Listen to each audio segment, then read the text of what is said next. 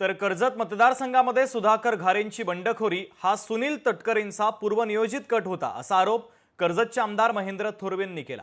मित्रपक्षांनी काही ठिकाणी राष्ट्रवादी उमेदवाराच्या विरोधामध्ये एबी फॉर्म देऊन उमेदवार उभे केले याची पूर्वकल्पना असती तर कर्जतचा आमदार राष्ट्रवादीचा असता असा दावा देखील सुनील तटकरे यांनी केला होता। त्यावर आता महेंद्र थोरवे यांनी पलटवार केलेला आहे।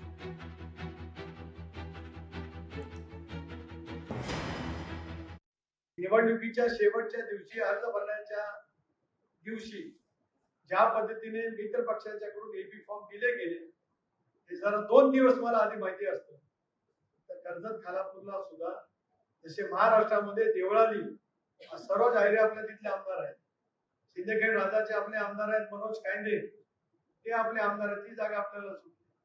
शंकर मांडेकर आज भोर घोषित आमदार आहेत, ती जागा आपल्याला सुटली। त्या ठिकाणी श्रीरामपूरची जागा 9 कारणे ही आपली जागा त्या ठिकाणी सुटलेली होती। या चारही ठिकाणी आपल्या मित्र पक्षाचे एबी फॉर्म शेवटच्या दिवशी दुपारी 3 वाजता दिले गेले। थोडीशी पूर्वकल्पना असती तर कर्जत खालापूरला सुद्धा एबी फॉर्म दिला असता आणि आज आपला आमदार आपल्या सोबत बसलेला पाहता।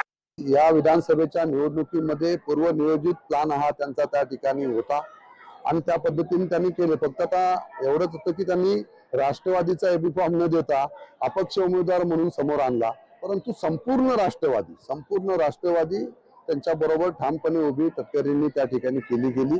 त्यामुळे एबी फॉर्म दिला काय आणि अपक्ष उभा केला काय ते एकच आहे। एबी फॉर्म दिला असं तर तेवढीच मतं पडली असती, त्यापेक्षा कमी सुद्धा पडली असती, कारण अपक्ष उमेदवार असल्यामुळे बाकी पक्षांनी पाठिंबा त्या ठिकाणी दिला गेला।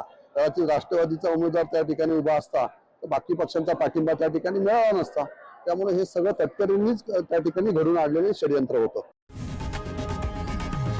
लोकशाही मराठी ऐका, पहा, जागरूक रहा।